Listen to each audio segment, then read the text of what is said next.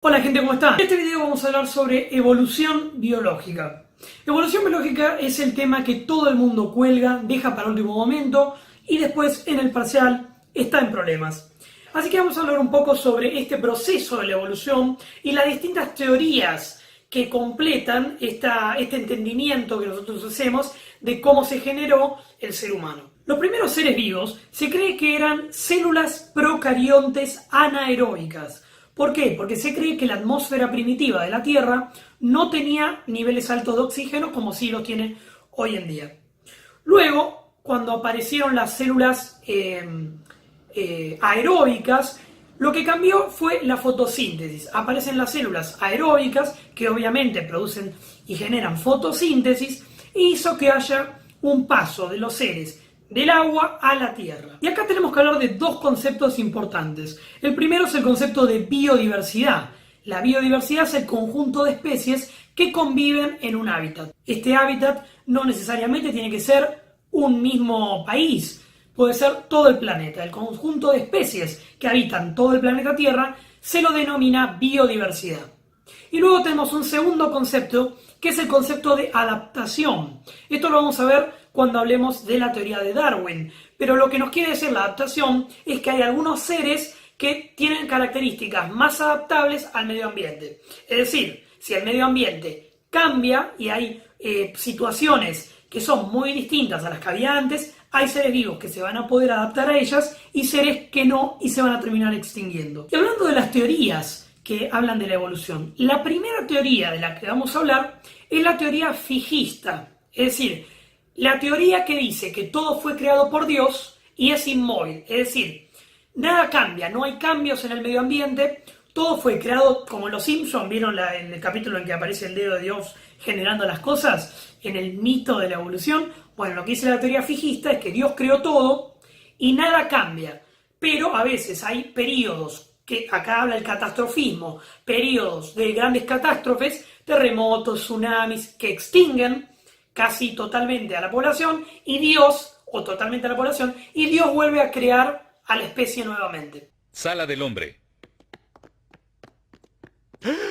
¿Evolución? Los primeros ancestros del hombre. Registros fósiles indiscutibles. Biomisex. Luego, como esta teoría no tuvo, bueno, sí, tuvo muchos adeptos en un principio, pero después, cuando apareció la ciencia propiamente dicha, se vio que esto no era así, apareció una nueva teoría, que es la teoría de la evolución. Acá vamos a hablar de Darwin, pero el primero que habló de una teoría de evolución, el predecesor de Darwin, se llamó Lamarck. ¿Y qué es lo que dijo Lamarck? Bueno, que el ambiente cambia, es decir, hay cambios en el ambiente, calentamiento global, llámenlo como quieran, pero el ambiente no se mantiene inmóvil, sino que cambia. Y los animales son capaces, durante millones de años, muchísimas generaciones, adaptarse a estos cambios en el ambiente. Y Lamarck lo que da es el ejemplo de la jirafa.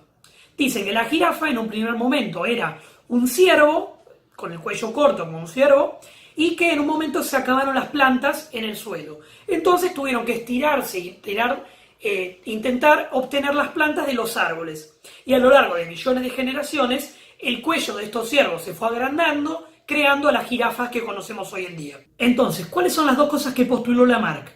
Primero, el uso y desuso de las partes del cuerpo. Es decir, yo utilizo mi cuello para poder alcanzar el alimento, entonces voy a evolucionar mi cuello. Ahora, dejo de utilizar las manos, entonces mis manos se van a atrofiar. Esa es la teoría del uso y desuso. Y segundo, está la teoría de la herencia de los caracteres adquiridos. Es decir, yo estiro mi cuello, mi hijo estira su cuello, mi nieto estira su cuello, a lo largo de millones de generaciones, el cuello se va a agrandar. Charles Darwin, que es uno de los más importantes y muy probablemente más conocidos de los biólogos que ustedes conozcan, Charles Darwin tomó la posta de la teoría de la evolución, pero no estaba de acuerdo totalmente con Lamarck. Él dijo, sí, bueno, vamos a tomarlo de Lamarck, pero no es totalmente cierto lo que dijo. Entonces lo que va a hacer Darwin es elaborar una nueva teoría basada en la teoría de la evolución, que es la teoría de la selección natural. ¿Qué es lo que observa Darwin? Darwin observa que hay más seres vivos de los que llegan a sobrevivir. Entonces, ¿qué es lo que dice?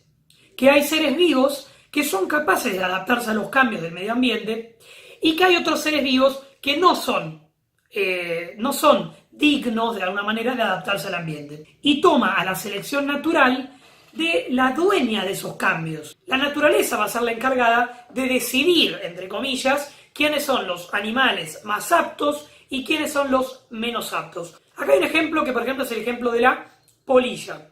Sabemos que hay polillas claras y polillas oscuras. En un momento, supongamos que la población de las polillas claras era de un 80% y las polillas oscuras de un 20%. El medio ambiente era claro, entonces estas polillas claras se podían camuflar en la naturaleza y no ser comidas por depredadores. En un momento la naturaleza por alguna razón cambia y entonces predomina la naturaleza oscura.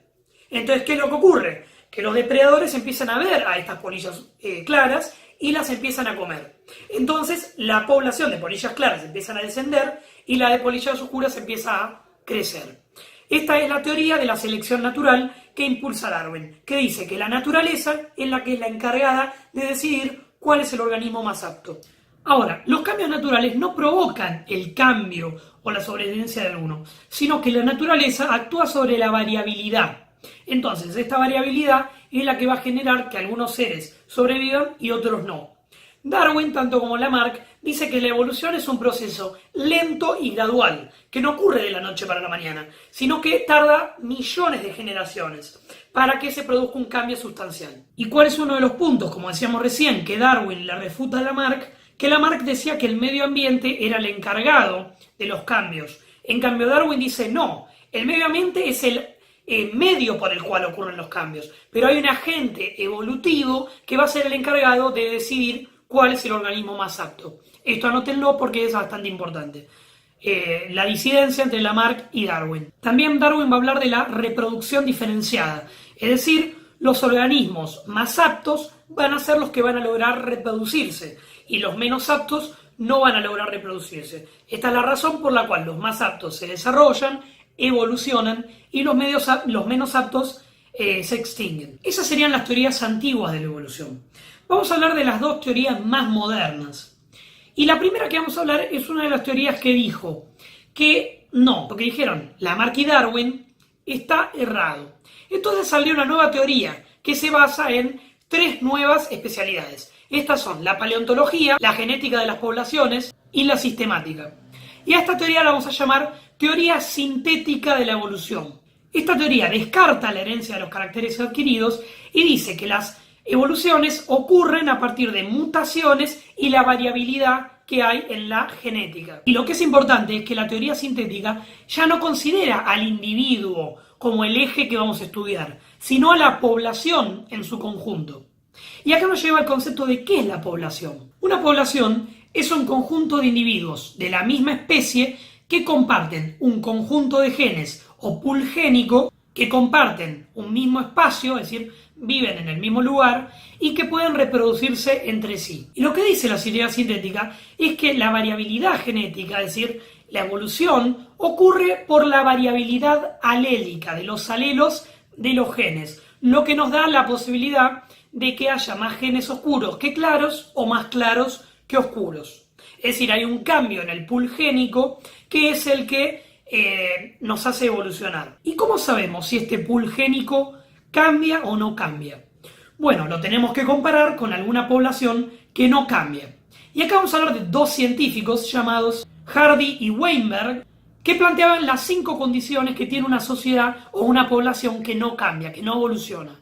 Y estos son que no haya mutaciones, es decir, que no haya mutaciones genéticas, que no haya migraciones, es decir, organismos que entren o salgan de la población, que esta población sea muy grande con muchos habitantes, que el apareamiento sea al azar, es decir, yo tengo relaciones sexuales con la persona que quiero, es decir, no con alguien establecido, y que no haya ventajas reproductivas, es decir, nadie es más apto para reproducirse que otro. La sistemática encuentra una explicación de cómo decir que hay una variabilidad, cómo se generan especies nuevas. Entonces acá hablamos de la especiación alopática. ¿Qué es la especiación alopática? Bueno, supongámonos que tenemos a una sociedad, a una población, en determinado lugar. Y en algún momento del tiempo, por alguna razón, ocurren cambios naturales que dividen esta población. Un ejemplo de los más conocidos que se dan en las clases es un conjunto de caballos, por ejemplo, o de elefantes, lo que sea, que están en un lugar, ocurre una partición en la tierra y entonces la mitad de los caballos quedan de un lado y la otra mitad del otro.